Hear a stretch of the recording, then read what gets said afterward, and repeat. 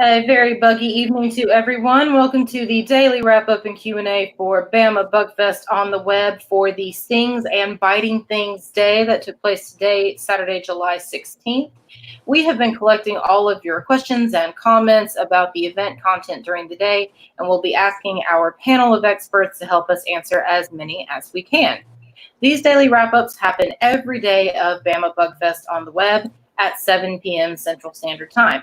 I am Katherine, Director of the Warner Transportation Museum, happy committee member of the Bama Bug Fest Planning Committee, and your moderator for this week's Q&A sessions. We're joined this evening by Dr. John Friel, Director of the Alabama Museum of Natural History, Allie, Sorlie, Education Outreach Coordinator with the Alabama Museum of Natural History, and Justin Snipes of the Comic Strip, your one-stop location for comic books and comic book merchandise. You might recognize them from the programs we've had throughout the day, and they've been kind enough to agree to come back this evening for a quick Q&A session. Thank you all for joining us, and thank you for helping us with the event today. So, John, I'll just ask you quickly, how did everything go? I think it went really well. I got to see Allie do her song and dance this morning, and then it was a great interview with Black Widow and Dr. Echeverry. I had my segment about kind of common bugs you might find in your backyard that bite and sting, and the wrap-up. So everything's gone as planned. I don't think there were anything more than the usual technical difficulties. That's always a lack of technical difficulties is always a good thing. Allie, Justin, you want to weigh in on how the overall day went? I had a good time. It was fun. Yeah, I was only able to be there for like 30 minutes, but it was fun. It went well for me. I thought it was great. I really liked listening to Justin and Dr. Echeverry and Black Widow on theirs, and then Dr. Friel, as always, did a great presentation. I got to learn a lot from him, so it was fun. Let's not forget our colleague Rebecca. I mean, she really is the glue. Oh, for sure. And she did a great job as well. Yeah, Rebecca's the one that makes all of this happen, everybody. We love Rebecca and would flounder without her. Let's be perfectly honest. Well, thank you all so much for that update, and we can jump into some comments and questions. If you're just tuning in with us and have some questions that you've thought of since the segment that you enjoyed, please feel free to ask us in the comments. And even if it's for one of the guests that we had during the day who are not part of the Q&A session, ask anyway, because we can absolutely make sure that your questions and comments reach that person. So don't be shy, and feel free to comment with any of your questions from any of the segments. So let's start with some further details of the 10 a.m. song and craft. So, Allie, this is going to be directed primarily at you.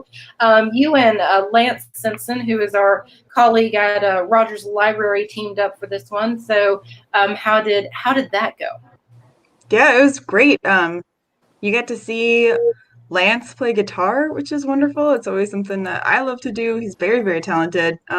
He has been, I don't know how long he's been playing, but he's great at it. And so he was kind enough to agree to learn that song. And yeah, we went to his garage, as you can probably all see in the video, and stayed social distanced and, made sure that we were doing it all safely, and just had a good time. It was fun. It was also really hot outside, but it was fun. Yes, was anybody remember a number of years ago now, Richard Simmons did a video series called Sweating to the Oldies. You guys were sweating to the insects. We were sweating to the insects, yes. You can't help it in July in Alabama. You just can't help it.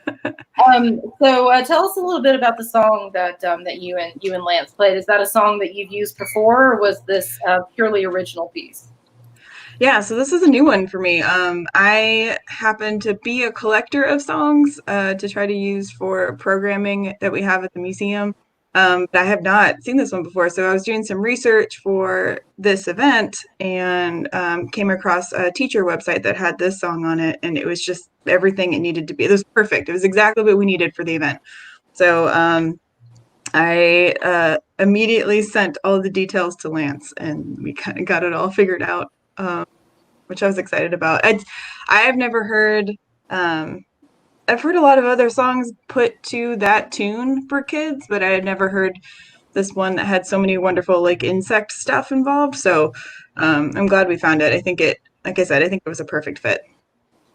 Fantastic. And what? Tell us a little bit more about the craft that was part of that 10 a.m. segment. Yeah, that craft was great. So if you guys haven't seen it yet, you should go back and look. But it's a buzzing craft. It makes this great buzzing noise, and I was able. Well, so the craft I found online, and the craft was initially just like a piece of paper, and there are other things. But I found that it would be incredibly easy for us to adapt it to this event and turn it into some sort of buzzy insect, and so. I think the one that I showed in the video, I think was how to turn it into a bumblebee, but I've made ones that look like cicadas. I've made ones that look like flies. I have one that looks like a wasp butt. Lots of different butts, lots of different insect butts. And I think it's great because it's a craft that you can use to research. So it's like if you're at home and you're trying to find some, you're learning more about insects, and you can have a little lesson with your kiddos about those like buzzing insects, and you can look up pictures online and you can have them use those to inspire the coloring portion of that craft. That buzzing sound is a great one that you can kind of just adapt to fit any of the insects that make a sound that is similar to it. Fantastic. That's awesome. Thanks. Thank you for all the additional information, and knowing that that you were able to utilize the exact same craft and manipulate it just a few ways to do create several insects. That's handy dandy for anybody wanting to do it. It's not a one insect kind of craft, so that makes it very user friendly. That's awesome. Yes, hopefully. I hope everyone got to use it a lot. Well, again, if you missed any of the segments today, you can catch all of it on all of our social media websites and our YouTube channel. Everything is archived there, so everybody make sure to go and check it out. Even if you weren't able to tune in at the time, we have everything archived just for your viewing pleasure whenever you are able to do it. We've got a couple of comments now about that are pertaining to Black Widow. So, Justin, this may be your time in the limelight, and John as well. So apparently there are several Black Widows. So how did the one we are familiar with get to be known as Black Widow? Well, she was the first major one. There was a Golden Age one that I mentioned in the first talk that was completely unrelated. She was a psychic. Her real name was Clairvoyant. That was her real first and last name. It hurts me to say that every time. I love that. She was Black Widow before Marvel Comics was even Marvel Comics. They were known as Timely Comics at that point. So then they just recycled the name, which they did several times. There's a Golden Age version of a character called the Punisher that was completely different from the Punisher. A Golden Age Human Torch, who's actually still around with the other Human Torch, but he's a robot. Golden Age was weird. It was 40s. So they reintroduced the name Black Widow with the character that debuted in Tales of Suspense as an Iron Man villain. And that's still the one we've got now. It's just they expanded her origin to be from the Red Room program, which was the Soviet-Russian spy program.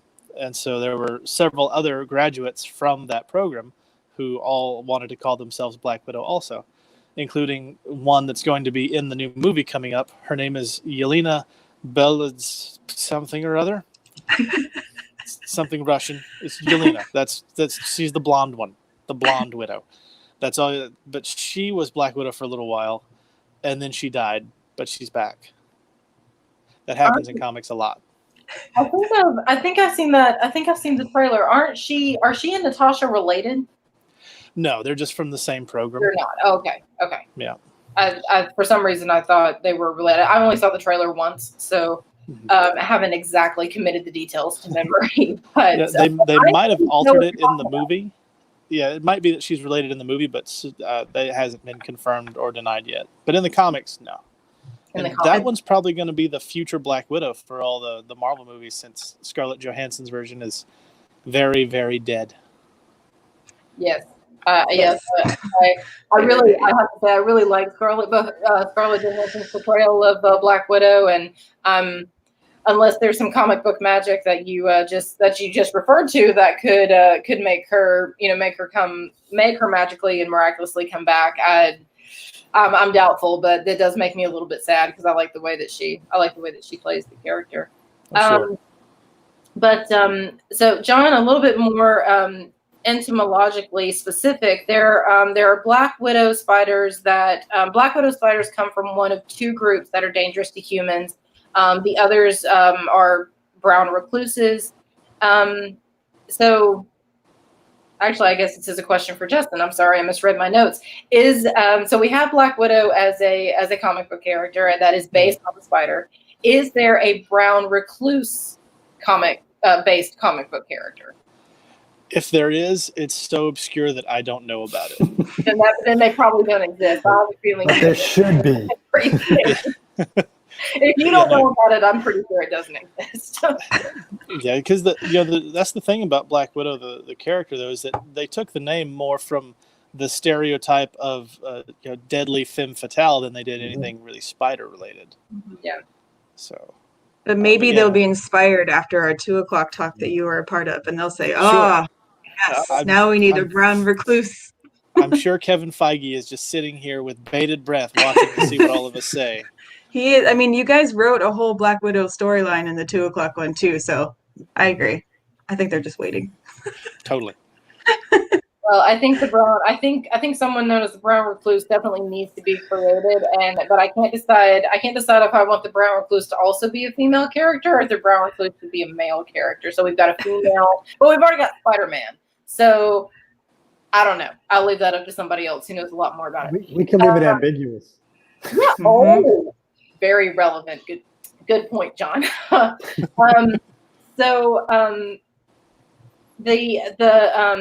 I believe Dr.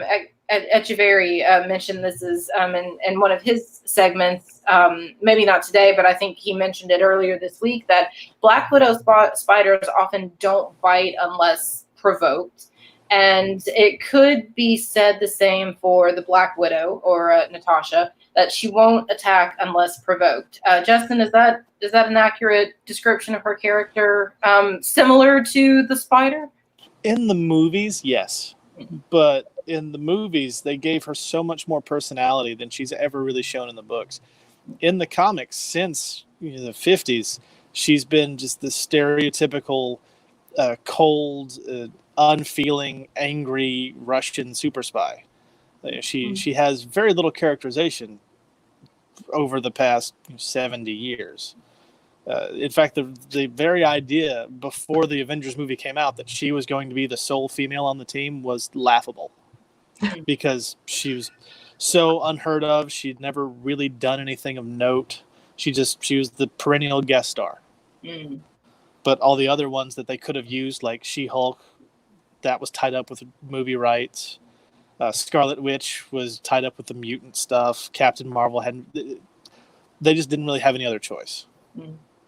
But the Scarlet Witch and Captain Marvel have since been able to turn their own stories, have either been told or incorporated as the franchise, I guess, has grown. So that probably was actually a good thing. Black Widow has become a more well-known character, but then those other characters have had a chance to have have their time as well. So for sure.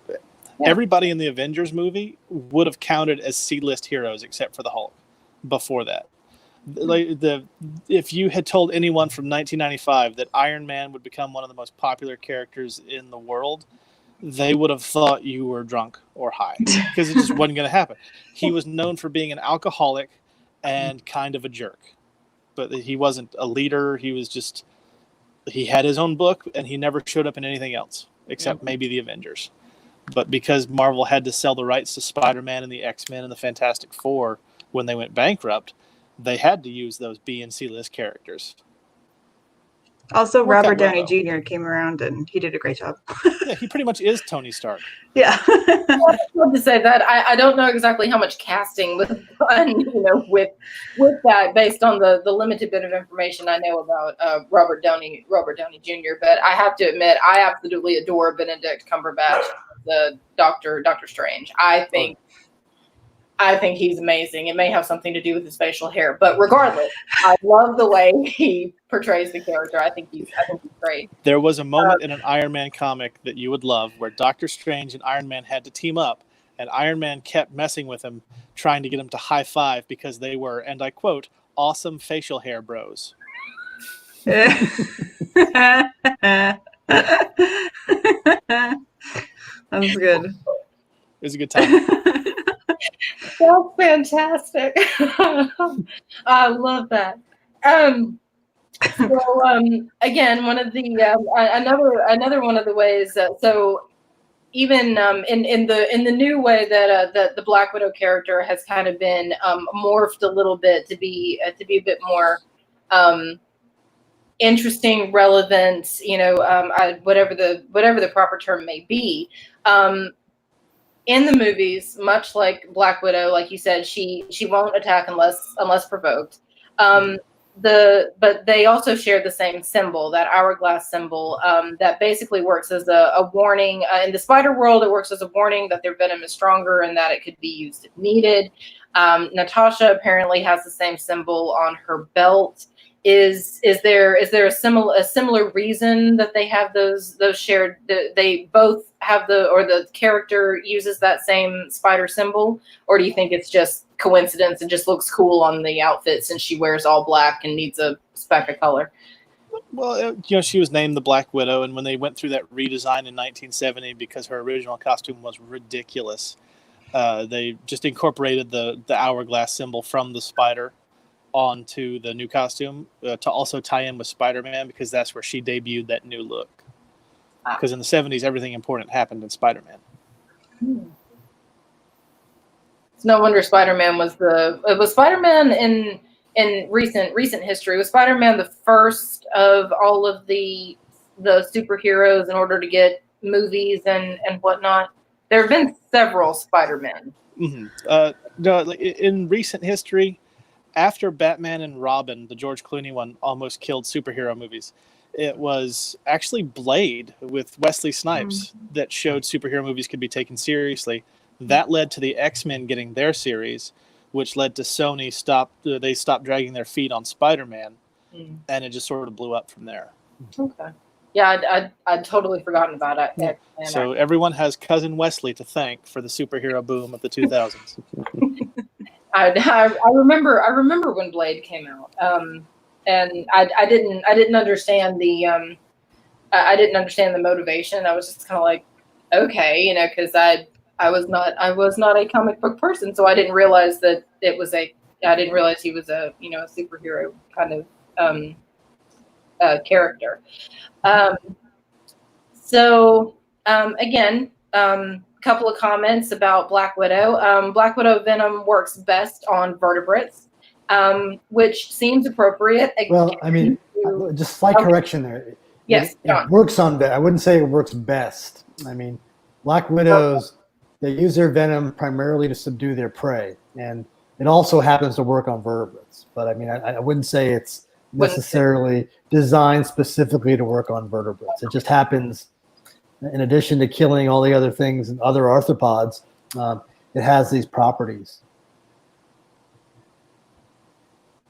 I appreciate the correction. Because I thought it works best on vertebrates, and yet they don't attack unless they're provoked. So how in the what's the connection there? But no, thank you for that. I appreciate it. Yeah, I mean, there are. I don't know about in spiders. I know in venomous reptiles there are some that feed a lot on small rodents, and they actually do have venoms that are more problematic for us because they really have been designed for mammals.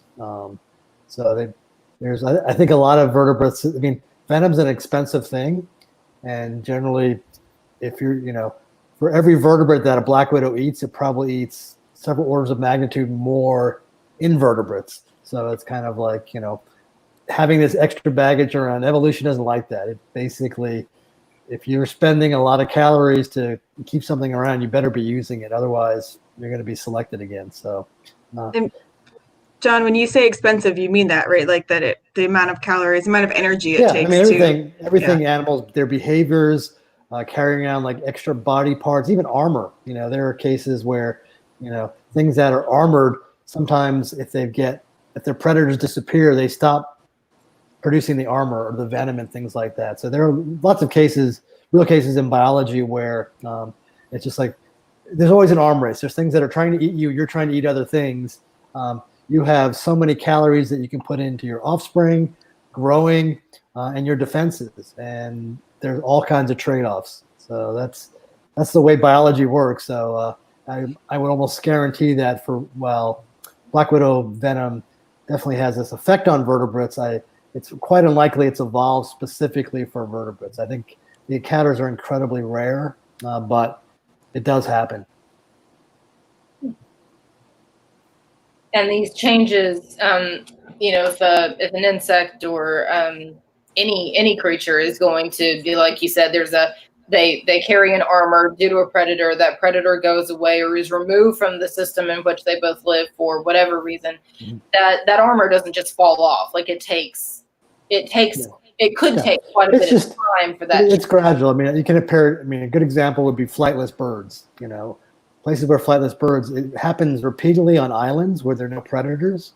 So the dodo, that's why the dodo, when it was a large pigeon that was so large it couldn't fly, but it really didn't matter because until men arrived on the islands, there were no predators for them. But as soon as you reach that predator, they can't evolve back to that. So it happens repeatedly with things. So there's lots of classic examples of cases where. But it really does. If you talk to a biologist, there's a cost to everything, and it's used by other animals. I mean, I don't know about signaling, but in birds, for example, color females choose based on how colorful a male is. It's actually an indicator of their fitness, their overall health. If you're sick, you have a lot of parasites, you're not able to basically look your best. So it isn't any different in humans. I mean, we try to look our best, and that's a signal to a potential mate that, hey, I'm in good. I'd be a good parent. Healthy. It's true throughout the plant and animal kingdom. Well, we actually we have a question. We actually have a question that has come in pretty recently. So Dan Sullivan asked, "What is the most dangerous superhero animal that we have around the Tuscaloosa area?" Look in the mirror. No, I'm just kidding. We say that a lot in our fossil talk too, John. We always say it's this one. Well, it really is. Well, not being venomous. I mean, he did qualify. If he just said most dangerous, I would say humans. But most venomous would likely be one of our native vipers. Probably, I would probably go with the timber rattlesnake, or if you're further down Alabama, you will also get into diamondback rattlesnakes, which get bigger. So I would probably say a big diamondback rattlesnake would probably be pound per pound the most venomous. Whether it's and again, venomous doesn't necessarily mean dangerous. I think we tend to equate that. It's like if you have really powerful venom, you're necessarily very dangerous. I mean, potentially, but not necessarily. I think a lot of these animals that have venom, much like the black widow, they only use it as a last resort. They have other mechanisms. Their first mechanism is always just to turn tail and hide.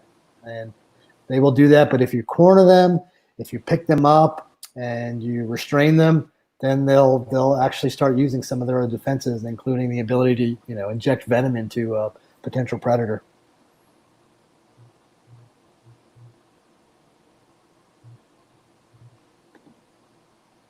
That's I'm sorry, John. I'm trying to process. I'm processing right on the spot. It's live, everybody. Things happen.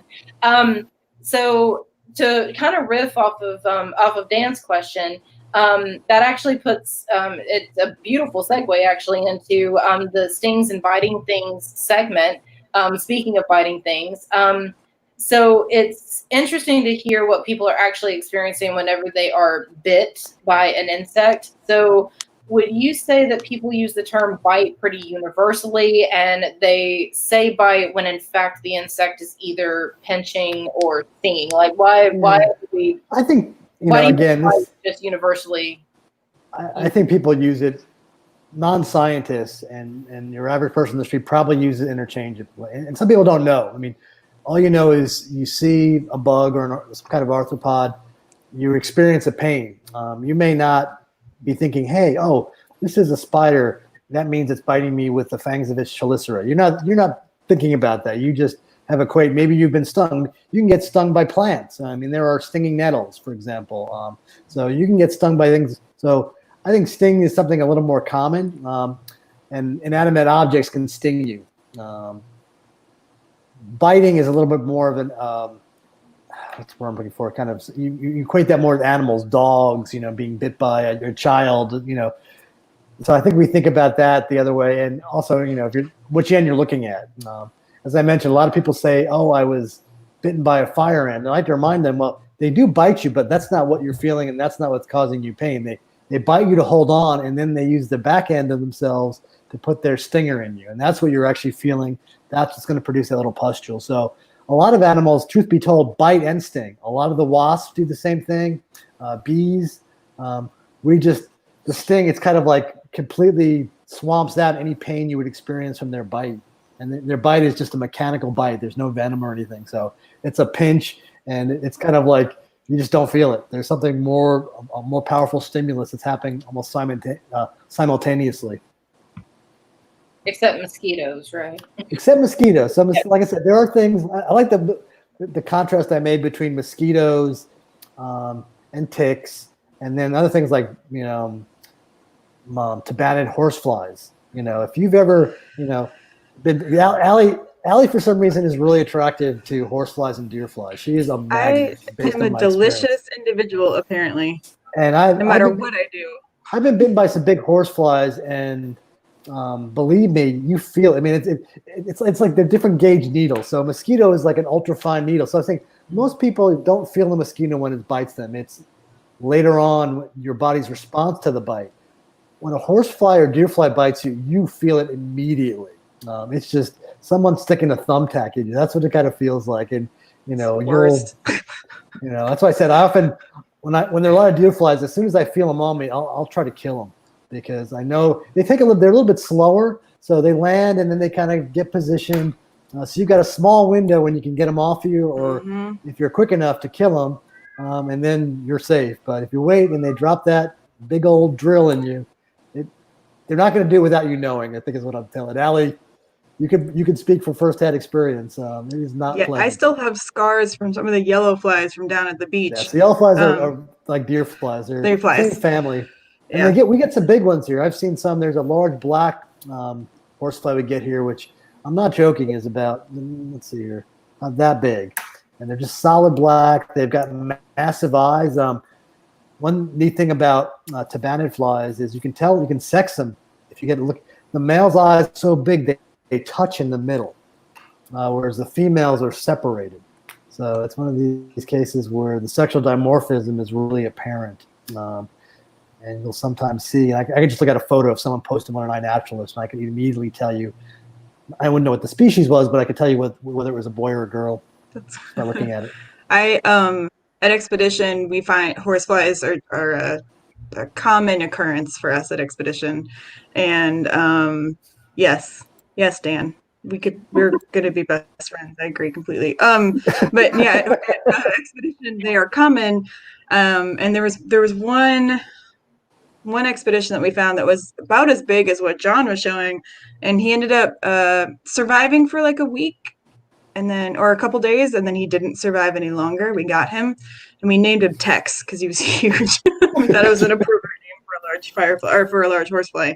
But they do. I always call them chunk biters because it feels like they just take giant chunks out of you. But I know it's not that. But still. Yeah. I have a related story about horseflies or the same family. So prior to coming to Alabama, I used to do a bunch of field work in Africa. And I mentioned in my talk, in the same family are tsetse flies. So if you ever hear of tsetse flies, they're just a species in Africa, and they're really common wherever there's big game.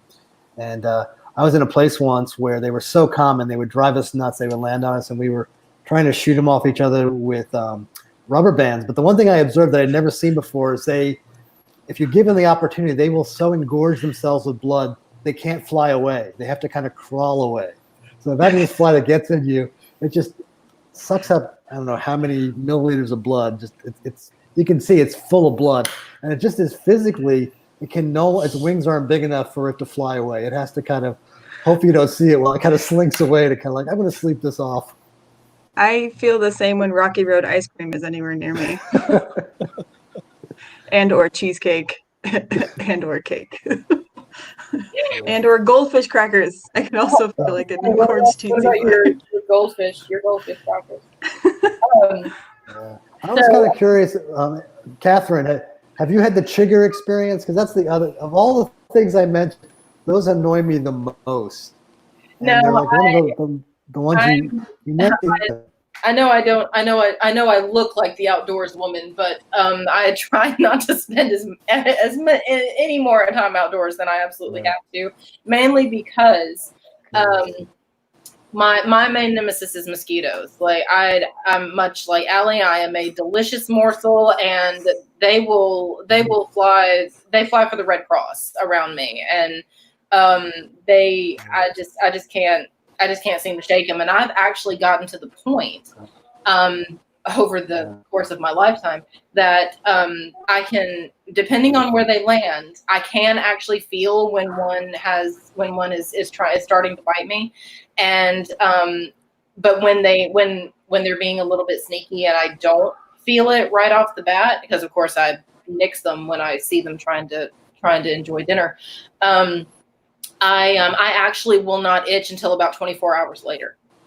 I think I've had an overexposure to mosquitoes, and I don't get the welts like immediately after a mosquito bite. I will not itch until about 24 hours after the bite's taken place, because I'll get bit in the evening, and then the very next evening I start itching, and I thought, what in the world? And then I go, oh yeah, that's right, I was outside last night. That must have been where I got a mosquito bite. So so unfortunately my main nemesis is mosquitoes, but on the pain index, that's actually pretty darn low compared to what you and Allie have experienced in your line of work. So, but speaking of the pain index, I just want to know how was that put together, and do you know anything about the process of putting that pain index together? Yeah, I think there's actually a book on the subject. The author, Justin Schmidt, there's a book. When I was doing a little bit of research, I saw you can buy on Amazon that talks about, and I think I don't know if he's personally, but I know he's experimented on himself a lot. And he's also interviewed other entomologists and people that have documented cases of these different sting. In this case, he only did it for Hymenoptera, so these will all be stings. And again, it's probably a combination of probably mostly due to the potency of the venom, and also how big the stinger is. I mentioned, there are really tiny wasps that if they stung you, you would never feel it because it's just, it's so tiny. And then there's other things like those giant Asian hornets. They're relatively big, so I imagine proportionally their stinger is much larger. So it's just like a bigger needle going into you, plus more venom. But it's a really interesting scale. Like I said, there are people there. If you go on YouTube, there's actually people that make videos about some things that are on the far scale, like things like tarantula killers or tarantula hunters, or these large wasps that live out in the Southwest that hunt tarantulas. Kind of our local analog, you can see them here, are cicada killers. They're one of the larger wasps we have here, and that's exactly what they do. They hunt cicadas, and I have seen them in my front yard. You see a cicada flying, and you realize, oh, it's not the cicada; it's the cicada being carried by a large wasp. That is one of the coolest things to see. Yeah. It basically lays eggs on it and buries it, and it's basically a meal for a jump. And so they are impressive. If you see one, people are terrified of them. But again, as long as you're not cicada, you've got nothing to worry about, or unless you try to pick one up while it's alive. So yeah, I wouldn't want to see something like things on the right hand side. I have been in places where I've seen the bullet ants, and fortunately, never was stung by one, but again, they're named a bullet ant because it feels like it got shot. I think that's what I've read about them. So there are some really painful ones out there. And again, it doesn't have to be super painful either. I mean, Allie, again, getting back to her own experiences with anaphylactic shock, people that have sensitivities to it, bee and wasp venom, things which would be minor things for you and me. Once you become sensitized and have an immune system react, it's no longer an annoyance. It's a life and death situation. And when you read about people that die from insect stings, it's almost always people that have anaphylactic shock due to a bee or wasp sting.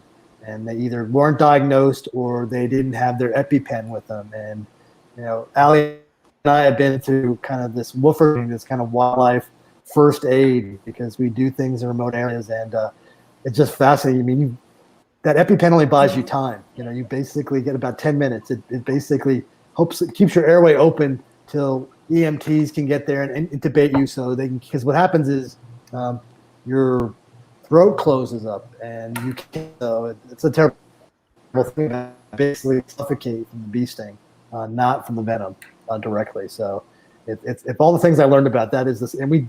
It's a really common allergy. We regularly have participants in some of our summer programs who have EpiPens, and we have to, watch out for them, be prepared, like where it is, and remind them, hey, kid, these are kids. Where's your EpiPen? Is in your backpack? Oh no, I don't need it. It's like, go get it. We're not taking any chances.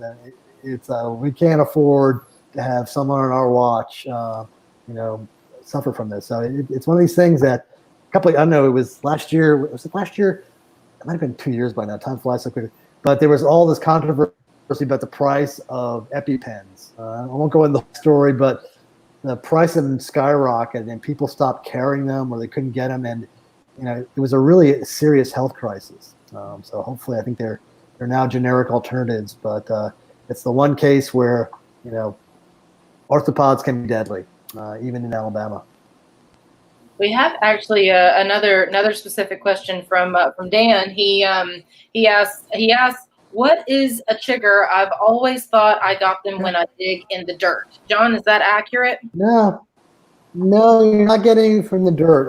What most people call chigger, again, sometimes people call things, common names are like that. There may not be. What I typically think of chigger, if you Google chiggers, you'll find out they typically refer to a larval form of a particular kind of mite.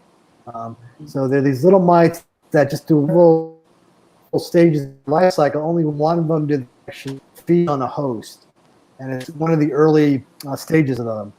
And the way you get them is much like ticks, very similarly. They kind of hang out in tall vegetation, grasses, things like that, and are waiting for, in most cases, the mammal or bird to come by to just come in contact with them, and they're waiting the tips of it. They crawl on you and they crawl up. And the reason you tend to get them, just like ticks, around your waist or places you have constrictions in your clothing, is they just crawl up and then they find a place where they can't go any further. And then it's like, okay, I guess this is as far as I'm going. I'm going to settle here and feed. And that's when they feed on you.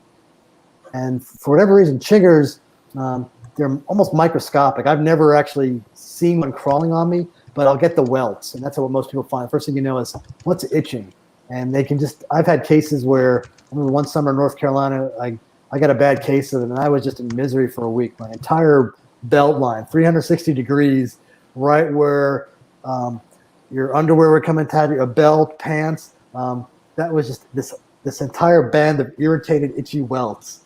And just trying to get comfortable sitting. Allie's like nodding, like, I have so been there. Justin, have you ever had chiggers? I was about to say, Justin, any superheroes that have a annoying yet very very potent? There's the tick. I don't think his bite is the annoying part. Is that correct there? No, the tick is great. There's nothing annoying about the tick. The tick is fantastic. The tick is fantastic. I just found, Justin, I was going to tell you later, but I just found 2 of my tick comics the other day, and I got really excited about them. I don't know the I have a figurine too. Does he have an interesting backstory? Not really. He was a joke character. Okay. But he's fantastic. Terrible. Yeah. But as for personal experience, Yeah, have you no, had I'm chiggers? a pasty white comic book nerd. I don't go outside between the months of March and October. Fair enough. I Fair burn enough. under fluorescent lights. I get sunburned. So no, there's a ball Fair of enough. fire in the sky. I don't know if you noticed. I try to stay away from it. Well, maybe all these stories will make you want to go outside and potentially get triggered. No, I'm just kidding. Opposite effect. Completely opposite. He's It like, I'm never reinforces my leaving my house decision. again. Allie, I've got a question for Allie. Because we do so much stuff outdoors and Allie's so involved in expedition, I'm curious whether there's ever like a competition among like the middle school and high school participants, like showing off their awesome, cool. It's like kind of like scars. It's like, look what I got today. Check out this tick I got, or I got stung by this, or does I that ever think happen in camp? it hasn't happened because no one would win against me. I'm just saying. No, but it hasn't happened. But I won't say that there's a competition, but I will say that it is 100% one of the. So we always talk about so expedition. When you come to expedition, you come from Monday afternoon to Saturday morning, and you're just placed into quite literally the middle of nowhere with a bunch of strangers to live in a tent for a while, and so you're getting to know each other. What? And do archaeology. Right, to do archaeology or paleontology or whichever one we're doing. And so, Monday and Tuesday, you kind of get to know people, but by Wednesday, you start comparing how hot it is, and you start comparing how I'm having to use a porta potty outside in the middle of Alabama in June. And then the big one is, what kind of bites did you get? What did you, and then they kind of show them off, not as badges of honor, but more as a way to find some community out in the middle of nowhere. But nobody could Now beat Allie is my administering camp legs, which is what I call the bruises medications and bites whatnot. that I have. Mhm. So Allie, you also, I know you're like the camp mom, so you're going around putting on like a calamine lotion and Oh, yeah, for sure. benzocaine and We get to know, yes, and we've had the chigger experiences we have had several chigger experiences, and they are the most difficult, I think, which are for everyone, but they're the most difficult ones for campers to deal with, because it's just hot and itchy, and you just, like you said, can't get comfortable. So, but yeah, absolutely. We have a whole section of our first aid area that is dedicated to just itch things and just bite things. Justin, are there any comic book villains that have an insect or any kind of animal kind of connection, and they use the venom, use the same fighting tactic as their particularly the what are the most well-known villains that do that, and then some of the lesser known villains, because I know you know both. I know you know the answer to both of those questions. Oh, sure. The most of Spider-Man's rogues gallery is based on animals, arachnids, insects, and most of them are very similar in at least the mechanical aspects, if not the venoms. Scorpion, for example, is based off of the tsetse fly. No, I'm kidding. It's a scorpion. It's a scorpion. He has a giant mechanical tail that stabs you, and he shoots venom. I want to see Black Panther fight the tsetse fly. I think that's an opportunity there, given how the Black Panther franchise has taken off. I think we could maybe kickstart a new, villain tsetse fly. I think somebody contact Hollywood right now. Like I said, Kevin Feige's Hollywood. watching, looking for new ideas. But no, pretty much their Spider-Man has one villain called the Gibbon, which is he's just a giant gibbon. He's a guy that turned into a giant gibbon, and he's hairy and orange, and no one's ever taken him seriously. Poor gibbon. Ever. Well, Aquaman had the same problem until quite recently, so there's. Okay. Excuse me, madam. I'll have you know that Aquaman, outside of the Super Friends cartoon, has always been really, really serious. It was the Super Friends cartoon that made him stupid. Well, in the comics, about the time everyone thought, oh, he's so dumb, he'd lost a hand and replaced it with a hook and had long hair and a beard and was just a jerk. He's super Love cool. Aquaman. He's my one of my brother's favorites is Aquaman. He's just wonderful. Well, again, I know very little. I know very little about any of the superhero characters, but whenever I think Aquaman, I do unfortunately think of kind of I guess it's the 1960s.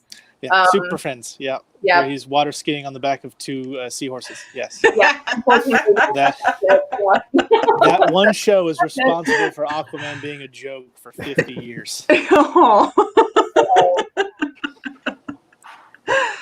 If they weren't intending to do that, well, they knocked it out of the park regardless. Because bless poor Aquaman. He just. We have one more question for Dan from Dan. That is. Let's see. He says, "What's the best way to keep mosquitoes off of us this time of year?" Staying inside. I can't argue with that. That actually would be true. But if you had to go outside, there are several commercially available repellents. DEET, there's some other ones that I use. Picardin's another one. I don't like DEET. It's very effective, but it tends to destroy some plastics. And there's so many things I deal with, cameras and things like that. That if you want to see, take a styrofoam cooler and pour some DEET on it. Or I've ruined many pairs of glasses. You get DEET on your hands. So I've gone to some of the alternatives that seem to work for me as effectively. So that is probably the easiest thing to do. You can treat your clothing with permethrin. A lot of these insect repellents work not only against mosquitoes but also ticks and chiggers. So when I'm, usually what I do when it starts getting warm, I usually take a set of 1 or 2 sets of clothes and spray them with commercially available permethrin spray. So they're like a second level, the clothes themselves, and it lasts for several washings before it comes out. You'll also use DEET, but even still, you can still get bitten. The other best thing is to kind of reduce for mosquitoes. You can reduce them by reducing the habitats in which they reproduce. I mentioned in my talk, mosquitoes require standing water to reproduce, but not very much of it. They don't necessarily need big pools. There's enough water in, I was thinking a lot of gutters that collect leaves. A little bit amount of water that collects there is sometimes enough for them to complete their life cycle. So removing any standing water is by far the best way to reduce the local abundance of them. And then the other thing I recommended was you can buy these granules or tablets that contain a special type of bacteria that only kills mosquito larvae. They're harmless to other forms of aquatic life, and you can add those. So if you have a water feature in your backyard, you can put those in there without killing your fish or the frogs or the turtles or anything, but just affect that. So those are my general recommendations. I'm not a big fan. Where I live in Tuscaloosa, the city sprays, and I hate the sound of that truck at night coming through there because it kills the mosquitoes, but it also kills a lot of other insects that are beneficial. So there isn't the aerosol sprays they use are not species specific. They will kill all kinds of insects, whereas those other mechanisms I mentioned are much more specific for mosquitoes.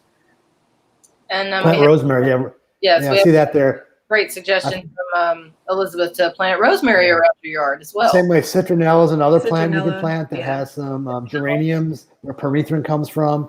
So there's I think like a multifold. People buy bug zappers. Again, while they can kill mosquitoes, they actually attract and kill many other insects besides mosquitoes. So I generally find reducing breeding sites for them local around your house. And then when you do have to go outside, they're most active kind of at dusk. So that's the real period I find when I have to put on bug spray. Most other times of the day, I don't need it.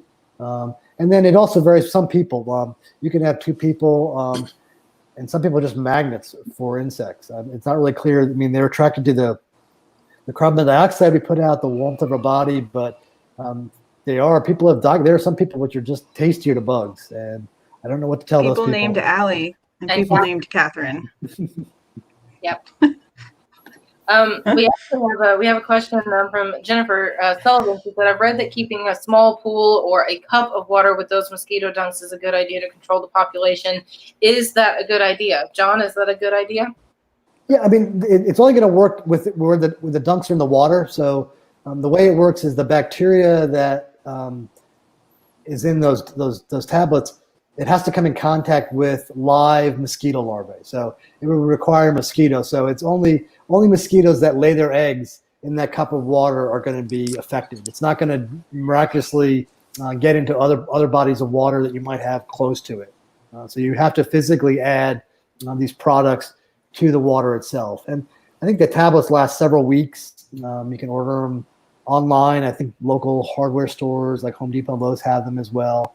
And I've actually seen people, I saw someone recommend this, actually, you can actually carry some with you. So in your neighborhood, if you know there's someone that has standing water, you could sneak in, sprinkle a little bit in there, and kind of, they'd be none the wiser. And they would realize, hey, where do little mosquitoes go? And you could be the little mosquito killing fairy in your neighborhood. Oh, surreptitious mosquito killing! I love it. Well, we are nearing almost an hour. It's been great to have so many comments and questions coming in. So thank you to everybody that's done that. Allie, do you wanna have is there anything you want to leave our audience with this evening about stings and biting things as the theme of the day? Yeah, I think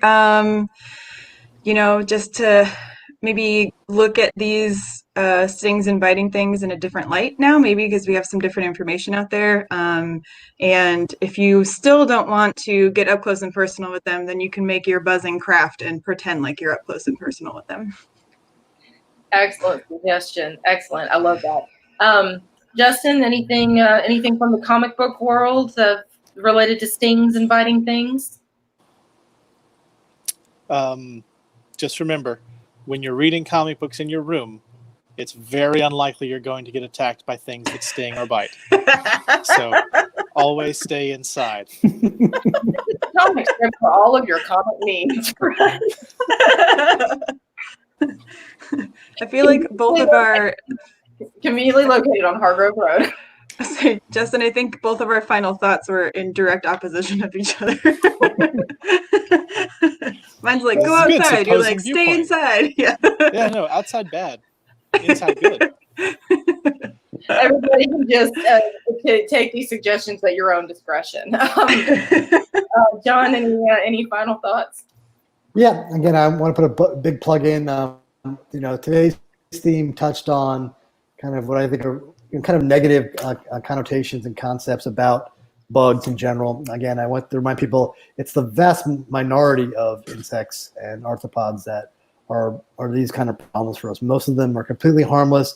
And then also, many of these other arthropods are eating mosquitoes. I think about spiders and spider webs and dragonflies, many of the other insects that you see around here. So in general, having kind of a healthy environment for insects, it actually reduces the kind of pest insects because the other good bugs are eating the bad bugs.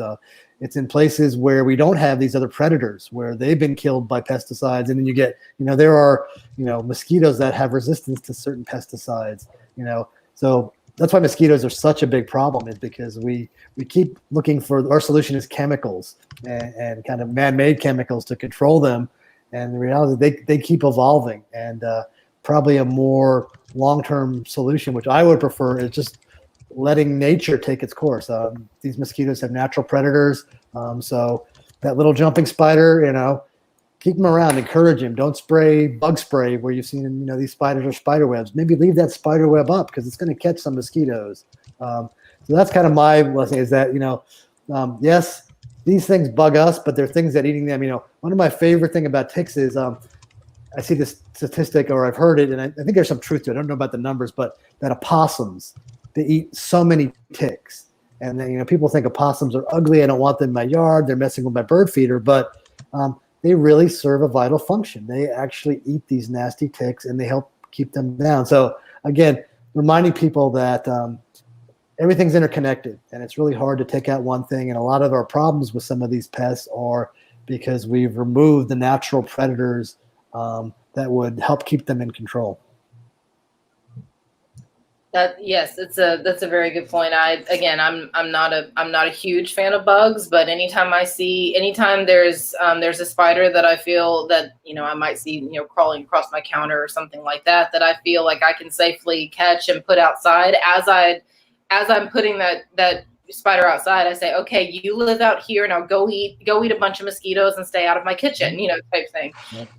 And I do. I talk to the spider as I very gingerly but emphatically chuck it out of my door and say, you belong out here, go eat the mosquitoes out here.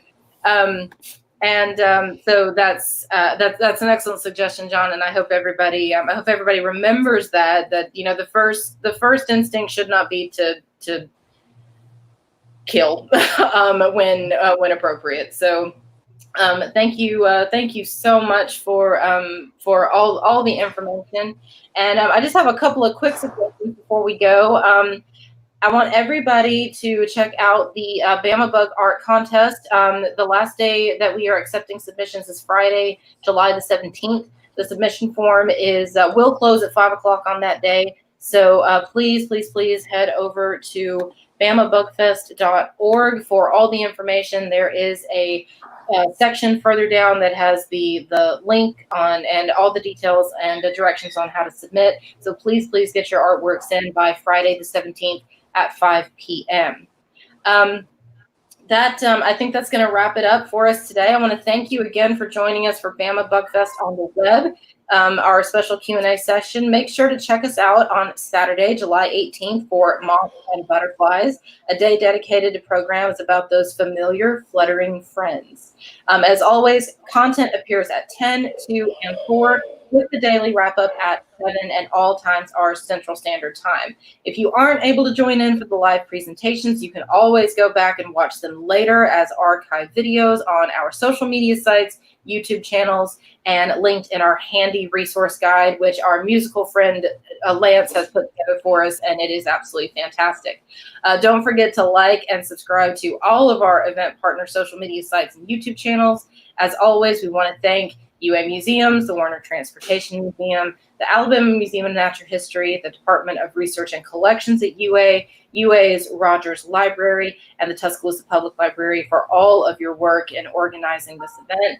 And thank you so much to our guests, Dr. John Friel, Allie, Sorlie, and Justin Snipes for helping us out today. We appreciate you sharing a little of your time and expertise with us, and it's been a fantastic chat. I've enjoyed this immensely. Thank you all so much. And again, everybody tune in on Saturday, July 18th for Moths and Butterflies. Hey, Connor. And we will see you again on Saturday evening at 7 o'clock for our wrap up. Thanks so much. Have a great evening.